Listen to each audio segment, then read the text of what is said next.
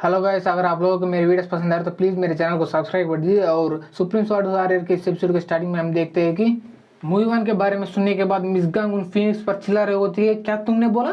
तुम लोग ने मूवी वन को एक प्रिजन पर बंद किया, क्यों? क्या तुम इतने कम समय में ही भूल गए कि मैं और मूवी वन ही मिलकर उस पाइथन ड्रैगन को यहाँ से भगाया और इस आइलैंड को बचाया? और ये सभी करने के बाद भी तुम मूवी वन को प्रिजन में बंद किया, क्या ये सही है क्या? तभी सुनने के बाद बुढ़ाऊ कहता है कि मैंने भी उस ब्रेव वॉरियर को बोला था यहाँ से चले जाने के लिए, पर उसने ये जिद किया कि वो प्रिजन में बंद किया जाए। और इसके अलावा वो टियालिन तलवार हमारे पूरी फैमिली का जान से भी बड़ा है और उसको चुराने का पनिशमेंट के लिए किसी को सेल में बंद करना वो छोटा है। और एक और बात, आप भी उस सेल में नहीं बंद होना चाहते तो यहाँ से प्लीज चले जाइएगा। तभी सुने वो मिस गांग बोलते हैं कि मैं मूवी वन के बिना इस आइलैंड को नहीं छोड़ के जाऊंगी। तभी इसने बहुत बड़ा कहता है कि तो ऐसी बात है तो मेरे पास भी और कोई भी चॉइस नहीं बचा। और वहाँ पे सभी फिनिक्स को ऑर्डर देता है कि उस लड़की को पकड़ लो। तभी ये देखने के बाद मिस गांग बोलती है कि मैं लड़की हूँ पर फिर भी चुड़िया पहन के नहीं बैठी हूँ, और ये बोल के वो अपने तलवार निकालने लगती है। पर तभी उसके पीछे से सी ड्रैगन उस पर अटैक करने के लिए आगे बढ़ने लगती है। पर ये देखने के बाद मिस गांग उस पर अटैक करके उसे जान से मार डालती है।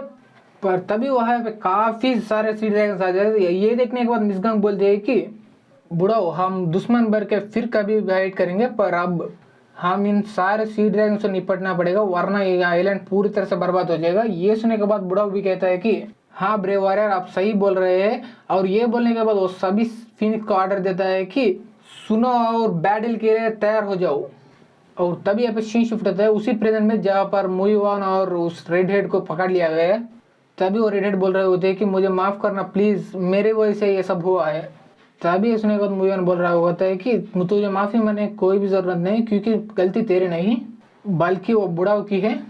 वो बुढ़ाऊ ट्रेडिशन को फॉलो कर रहा है और वो ट्रेडिशन की वजह से उसकी पूरी फिनिक्स फैमिली अब खत्म होने वाली है।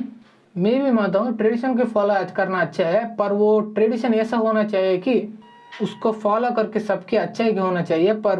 पर यहाँ पे उसका उल्टा हो रहा है। ये सुनने के बाद वो रेड हेड रोते हुए बोल रहे होते कि मूवी वन भैया। तभी सुनने के बाद मूवी वन थोड़ा चौंक जाता है और बोलता है कि क्या क्या मैंने कुछ गलत बोला है क्या?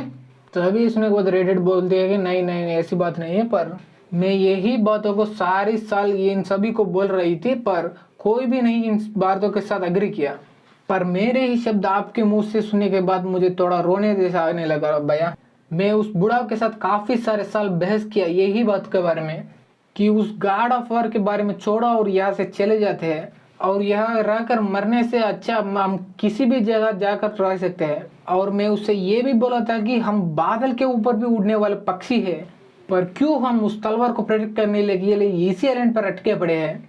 और ये सुनने के बाद वो बूढ़ा काफी गुस्से हो गए और बोला था कि इस आइलैंड उस जियाजुन की वजह से बना है और हमारे एंसेस्टर्स उसकी पूजा करते आ रहे हैं और उसके तलवार को प्रोटेक्ट करते आ रहे हैं, और ये सब बकवास बात बोलते रहे मुझसे। और ये सुनने के बाद मेरे पास एक ही चॉइस था, और वो चॉइस ये है कि मैं इस तलवार को चुरा लूँ और एक दूसरे जगह पर रख दूँ और वही हमारा नया घर बन जाएगा। तो इसीलिए मैं उस नए घर के सर्च में उस समंदर के ऊपर उड़ने लगा थी, और मेरे पास उतना पावर नहीं थी, और इसीलिए मैं वहां पर अटक गए और सी ड्रैगन्स के फाइट करते गई। तो अभी ये सुनने के बाद मुझे सोचने लगता है कि ओहो, तो ऐसी बात है, जब हम उस फर्स्ट टाइम मिले तब वो सी ड्रैगन से फाइट कर रही थी। और तभी वो रेड हेड चिल्लाती है कि ये उस जियांजुन की वजह से हो रहा है, उसने ही हमारे ये फिनिक्स फैमिली को यहाँ पर कैद कर रखा है।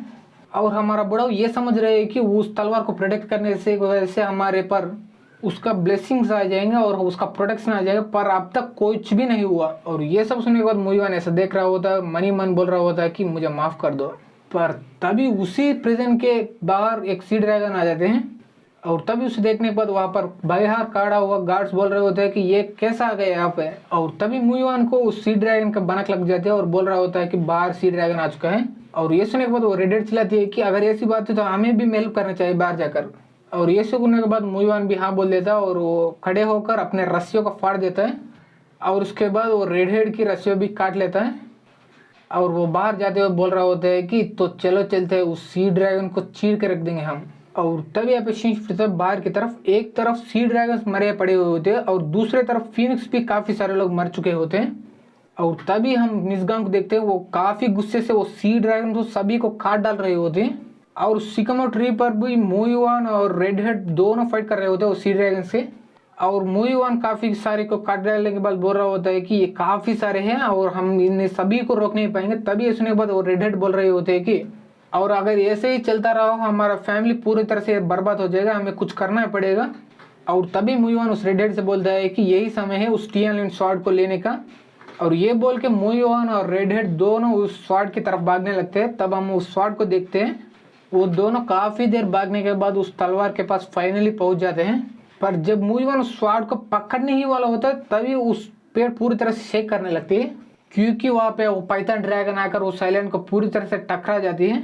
और उसके बाद वो पाइथन ड्रैगन हवा में उसके पूंछ उठाकर वो आइलैंड पर पूरी तरह से अटैक कर देती है और उसके वजह से वो आइलैंड चकनाचूर हो जाता है। और वहाँ पे सारे फीनिक्स इधर उधर हिलने लगते हैं और उसके बाद वो पेड़ भी हिलने लगते हैं और इसके वजह से मुइवान उस पेड़ के नीचे गिर जाते हैं। और तभी वो गिरता हुआ मुइवान को वो बड़ा पाइथन ड्रैगन देख लेती है और इस वजह से उसको खाने के लिए उसकी तरफ आगे बढ़ने लगती है।